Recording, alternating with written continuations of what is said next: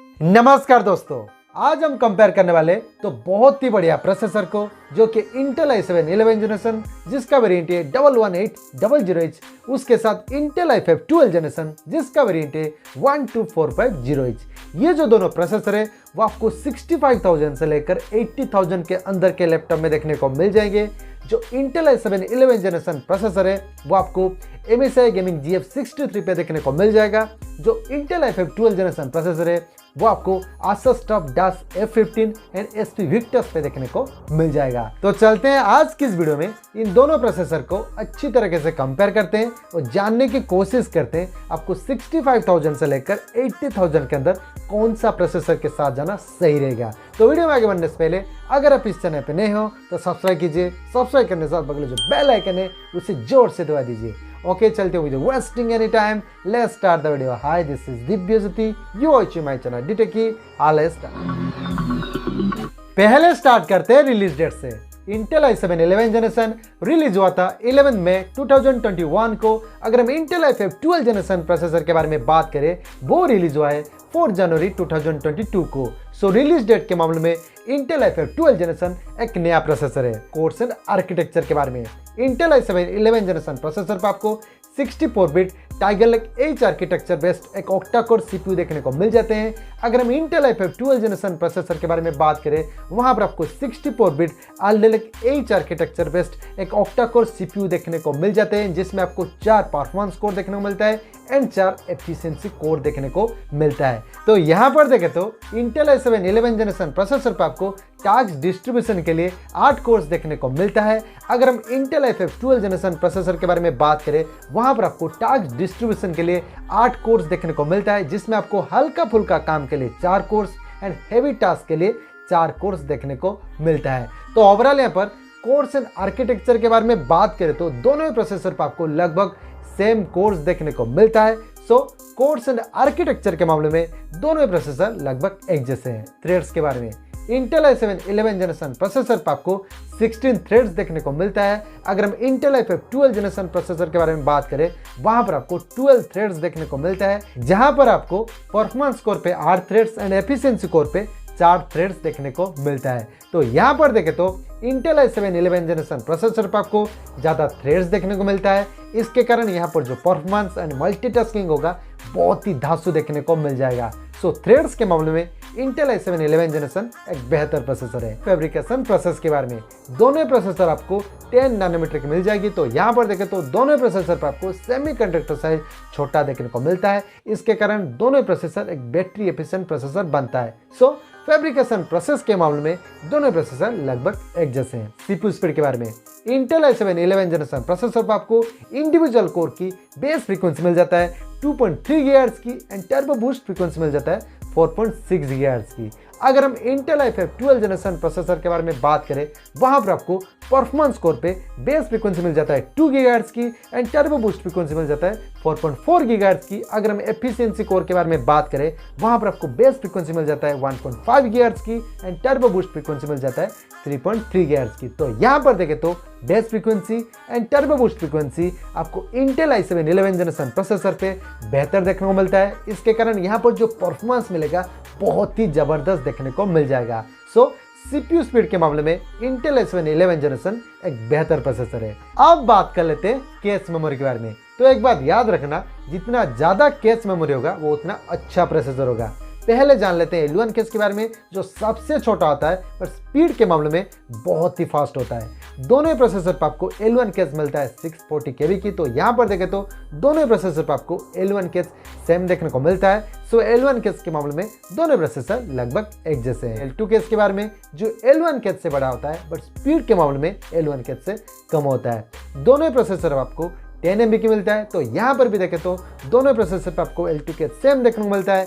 सो L2 case के मामले में दोनों प्रोसेसर लगभग एक जैसे हैं। L3 केस के बारे में जो सबसे बड़ा होता है पर स्पीड के मामले में L1 case and L2 case से कम होता है। इंटेल i7 11 जनरेशन प्रोसेसर पर आपको 24 MB की मिलता है। अगर हम इंटेल i5 12 जनरेशन प्रोसेसर के बारे में बात करें वहां पर आपको 12 MB की मिलता है। तो यहाँ पर देखें तो इंटेल i7 11 जनरेशन प्रोसेसर पर आपको L3 केस बिगड़ देखने को मिलता है। सो L3 केस के मामले में इंटेल i7 11 जनरेशन एक बेहतर प्रोसेसर है। जीपीयू के बारे में इंटेल i7 11 जनरेशन प्रोसेसर पर आपको इंटीग्रेटेड इंटेल यूएसडी ग्राफिक्स देखने को मिलता है, जहां पर आपको जीपीयू फ्रीक्वेंसी मिल जाता है 1450 मेगाहर्ट्ज की। अगर हम इंटेल i5 12 जनरेशन प्रोसेसर के बारे में बात करें, वहां पर आपको integrated Intel Iris XT graphics देखने को मिलता है, जहां पर आपको जीपीयू फ्रीक्वेंसी मिल जाता है 1200 मेगाहर्ट्ज की। तो यहाँ पर देखें तो इंटेल i5 12 जनरेशन प्रोसेसर पर आपको एक बेहतर जीपीयू देखने को मिलता है, बट आपको इंटेल i7 11 जनरेशन प्रोसेसर पे बेहतर जीपीयू फ्रीक्वेंसी मिलता है, बट आपको परफॉर्मेंस आपको इंटेल i5 12 जनरेशन प्रोसेसर पे ज़्यादा मिलेगा क्योंकि बहुत बेहतर जीपीयू है। सो जीपीयू के मामले में इंटेल i5 12 जनरेशन एक बेहतर प्रोसेसर है। रैम के बारे में इंटेल i7 11 जनरेशन प्रोसेसर पर आपको डुअल चैनल का रैम का सपोर्ट देखने को मिलता है, जहां पर आपको मैक्सिमम रैम सपोर्ट मिल जाएगा 128 GB की। यहाँ पर आपको DDR4 का रैम का सपोर्ट देखने को मिलता है, जहां पर आपको मैक्सिमम रैम फ्रीक्वेंसी मिलता है 3200 मेगाहर्ट्ज की। अगर हम इंटेल i5 12 जनरेशन प्रोसेसर के बारे में बात करें, वहां पर भी आपको डुअल चैनल का रैम का सपोर्ट देखने को मिलता है, जहां पर आपको मैक्सिमम रैम सपोर्ट मिल जाता है 64 GB की। यहाँ पर आपको DDR4, LPDDR4X, DDR5 and LPDDR5 का रैम का सपोर्ट देखने को मिलता है, जहां पर आपको मैक्सिमम रैम फ्रीक्वेंसी मिल जाता है 5200 मेगाहर्ट्ज की। तो यहाँ पर देखें तो इंटेल i7 11 जनरेशन प्रोसेसर पर आपको ज़्यादा रैम का सपोर्ट देखने को मिलता है, but Intel i5 12 generation processor पर आपको वेराइटी ऑफ रैम का सपोर्ट देखने को मिलता है। उसके अलावा यहाँ पर आपको हायर फ्रीक्वेंसी का रैम का सपोर्ट भी देखने को मिलता है। दैट मीन्स मेरे हिसाब से इंटेल i5 12 जनरेशन रैम के मामले में एक बेहतर प्रोसेसर है। टीडीपी के बारे में जो हम बोलते हैं थर्मल डिजाइन पावर के बारे में, दोनों प्रोसेसर पर आपको टीडीपी मिलता है 45 वाट की। दैट मीन्स दोनों प्रोसेसर पर आपको पावर कंजप्शन बहुत ही ज़्यादा देखने को मिल जाएगा क्योंकि वहाँ पर आपको हायर टीडीपी देखने को मिलता है। सो टीडीपी के मामले में दोनों प्रोसेसर लगभग एक जैसे हैं। सीपीयू टेम्परेचर के बारे में दोनों प्रोसेसर पर आपको मैक्सिमम ऑपरेटिंग टेम्परेचर मिल जाता है 100 डिग्री सेल्सियस की। इसका मतलब है कि दोनों प्रोसेसर बहुत ही गर्मी जल सकता है। सो सीपीयू टेम्परेचर के मामले में दोनों प्रोसेसर लगभग एक जैसे हैं। PCI एक्सप्रेस वर्जन के बारे में दोनों प्रोसेसर पर आपको वर्जन 4.0 का सपोर्ट देखने को मिलता है। दैट मीन्स दोनों प्रोसेसर पर आपको लेटेस्ट जनरेशन का PCI एक्सप्रेस वर्जन का सपोर्ट देखने को मिलता है। सो PCI एक्सप्रेस वर्जन के मामले में दोनों प्रोसेसर लगभग एक जैसे हैं। अब जान लेते हैं दोनों प्रोसेसर के बेंचमार्क स्कोर्स के बारे में। पहले जान लेते हैं Cinebench R23 के बारे में। इंटेल i7 11 जनरेशन प्रोसेसर पर आपको सिंगल कोर में मिल जाएगा 1493, मल्टी कोर में 12137। अगर हम इंटेल i5 12 जनरेशन प्रोसेसर के बारे में बात करें, वहां पर आपको सिंगल कोर में मिल जाएगा 1600, मल्टी कोर में 9222। तो यहाँ पर देखें तो सिंगल कोर का स्कोर आपको इंटेल i5 12 जनरेशन प्रोसेसर पे बेहतर देखने को मिलता है, बट मल्टी कोर का स्कोर आपको इंटेल i7 11 जनरेशन प्रोसेसर पे बेहतर देखने को मिल जाता है। उसके बाद बात कर लेते हैं पासमार्क सीपीयू के बारे में। इंटेल i7 11 जनरेशन प्रोसेसर पर आपको सिंगल कोर में मिल जाएगा 3208, मल्टी कोर में 22050। अगर हम इंटेल i5 12 जनरेशन प्रोसेसर के बारे में बात करें, वहां पर आपको सिंगल कोर में मिल जाएगा 3596 एंड मल्टी कोर में 19785। तो यहाँ पर भी देखें तो सिंगल कोर का स्कोर आपको इंटेल i5 12 जनरेशन प्रोसेसर पे बेहतर देखने को मिलता है, बट मल्टी कोर का स्कोर आपको इंटेल i7 11 जनरेशन प्रोसेसर पे बेहतर देखने को मिलता है। उसके बाद बात कर लेते हैं Geekbench 5 के बारे में। इंटेल i7 11 जनरेशन प्रोसेसर पर आपको सिंगल कोर में मिल जाएगा 1542 एंड मल्टी कोर में 8840।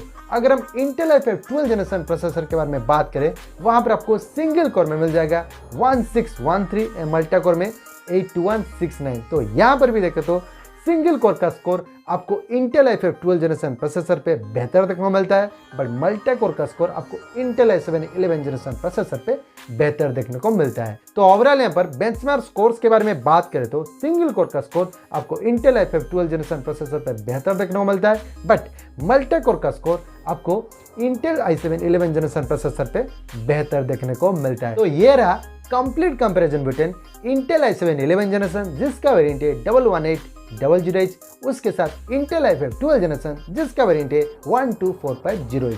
अब जान लेते हैं दोनों प्रोसेसर के प्रोस के बारे में।